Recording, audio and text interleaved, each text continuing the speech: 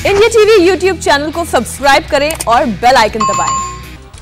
Headlines के बाद खबरों को विस्तार से जानते हैं। सचिन वाजे मामले में रोज रोज नए ट्विस्ट सामने आ रहे हैं। कल मुंबई में एक नया लेटर बम फूटा। सचिन वाजे ने कोर्ट को लिखी चिट्ठी में एक नहीं, उद्धव सरकार के तीन मंत्रियों पर वसूली करवाने के गंभीर आरोप लगाए। 4 पन्नों की इस चिट्ठी में पूर्व गृह मंत्री अनिल देशमुख के अलावा deputy chief minister Ajit Pawar और उद्धव ठाकरे के राइट हैंड माने जाने वाले अनिल परब का नाम भी शामिल है। इन पर करोड़ों की वसूली का आरोप है। सचिन वाजे जो एनआईए की कस्टडी में है, उसने ये चिट्ठी अदालत को लिखी थी, लेकिन अब इस चिट्ठी को सचिन वाजे के वकील ने लीक कर दिया है। सचिन वाजे ने इस चिट्ठी में यह लिखा है कि अजीत पवार अपने खास लोगों के जरिए उगाही करने को कहते थे, जबकि अनिल परब बीएमसी के कॉन्ट्रैक्टर से वसूलने को कहते थे। अब बीजेपी पूछ रही है कि क्या अजीत पवार और अनिल परब का इस्तीफा सरकार लेगी?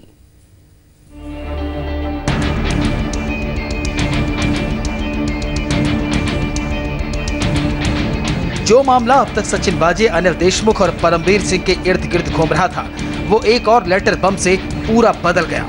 बुधवार को जैसे ही सचिन वाजे के लेटर बम का विस्फोट हुआ, वसूली कांड में ऐसे चेहरे सामने आए जिसने महाराष्ट्र की सियासत में भूचाल ला दिया। सचिन वाजे के लेटर बम में पूर्व गृह मंत्री अनिल देशमुख का नाम तो है ही, deputy chief minister Ajit Pawar और उद्धव ठाकरे के राइट हैंड माने जाने वाले महाराष्ट्र के मंत्री अनिल परब का नाम भी है। इन पर सचिन वाजे की चिट्ठी में करोड़ों की वसूली का इल्जाम है। सचिन वाजे ने कोर्ट को लिखी इस चिट्ठी में खुलासा किया कि अनिल देशमुख के अलावा उससे अजीत पवार ने 100 करोड़ और अनिल परब ने 50 करोड़ की वसूली करने को कहा था। जनवरी 2021 में अनिल परब ने मुझे अपने सरकारी बंगले पर बुलाया और बीएमसी में ब्लैकलिस्ट रहे ऐसे 50 कॉन्ट्रैक्टर से 2 करोड़ रुपए की वसूली करने को कहा। परब ने मुझसे ये भी कहा कि इन कॉन्ट्रैक्टर्स से ये कह देना कि अगर ये सभी 2 करोड़ रुपए दे देंगे तो CIU में चल रहे इनके केस को कमजोर कर दिया जाएगा। देशमुख ने कहा कि मुंबई में 1650 बार और रेस्तरां हैं और इनसे 3 से 3.5 लाख रुपए की हर महीने की उगाही करनी है। सचिन वाजे की इस चिट्ठी में सबसे चौंकाने वाला नाम डिप्टी सीएम अजीत पवार का है। सचिन वाजे ने इस चिट्ठी में लिखा है कि नवंबर 2020 में दर्शन घोड़ावत नाम के शख्स से वो मिला, जिसने खुद को deputy chief minister Ajit Pawar का करीबी बताया था। दर्शन घोड़ावत चाहता था कि महाराष्ट्र में गुटखा और तंबाकू का अवैध कारोबार करने वाले लोगों से हर महीने 100 करोड़ रुपए वसूल करूं। इसके अलावा वाजे ने अदालत को लिखी चिट्ठी की पहली 3 लाइनों में ही साफ कर दिया कि परमवीर सिंह ने अनिल देशमुख पर जो आरोप लगाए हैं वो सही हैं। वाजे ने चिट्ठी में देशमुख के बारे में लिखा है कि उन्होंने उसे मुंबई के बार और रेस्टोरेंट से हर महीने उगाही करने को कहा था। वाजे ने यह भी लिखा है कि 16 साल के सस्पेंशन के बाद जब उसकी बहाली हुई तो भी अनिल देशमुख ने 2 करोड़ रुपए मांगे थे। इसके अलावा वो लिखता है कि उसकी बहाली से शरद पवार नाराज थे, लेकिन अनिल देशमुख ने कहा था कि वो शरद पवार को मना लेंगे। सचिन वाजे की चिट्ठी का यह मामला तब और बड़ा बन गया जब महाराष्ट्र सरकार में मंत्री और मुख्यमंत्री उद्धव ठाकरे के करीबी अनिल परब का नाम इसमें आया। मुंबई पुलिस के सस्पेंडेड एपीआई सचिन वाजे ने अपनी चिट्ठी में अनिल परब पर भी पैसों की डिमांड का इल्जाम लगाया।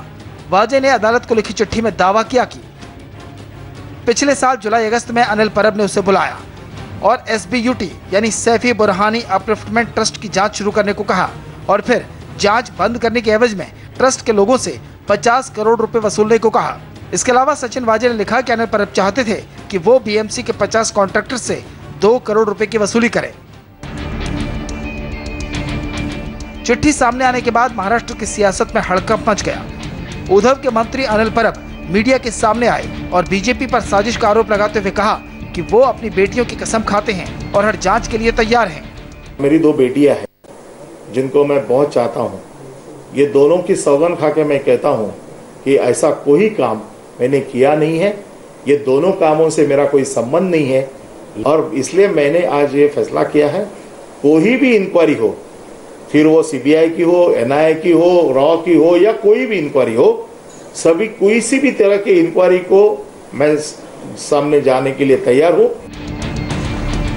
अनिल परब बीजेपी पर साजिश का आरोप लगा रहे हैं, लेकिन बीजेपी मानती है कि जिस तरह से महाराष्ट्र सरकार में शामिल तीनों पार्टियां सचिन वाजे का बचाव कर रही थी, उससे लगता है कि वाजे के पास इन नेताओं के गहरे राज हैं।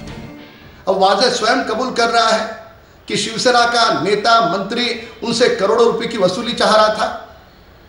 इन दोनों का आपसी मेल क्या है? विगत सवा महीनों में तीनों दल के नेता जिस प्रकार से वाजे का बचाव और समर्थन कर रहे हैं, वह अपने आप में सुनिश्चित करता है कि वाजे की वसूली के पीछे ये तीनों दल के बड़े नेता हैं। सचिन वाजे ने अपनी इस चिट्ठी में खुद को पाक साफ बताने की कोशिश की है।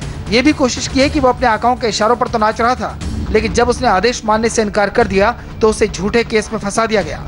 अब एंटीलिया बारूद केस वसूली से आगे पहुंच गया है। अनिल देशमुख ने सोचा था कि इस्तीफे से मामला शांत हो जाएगा, लेकिन लेटर बम 2.0 ने अनिल देशमुख के साथ साथ उन सब की मुसीबतें बढ़ा दी हैं जिनके नाम इस चिट्ठी में हैं।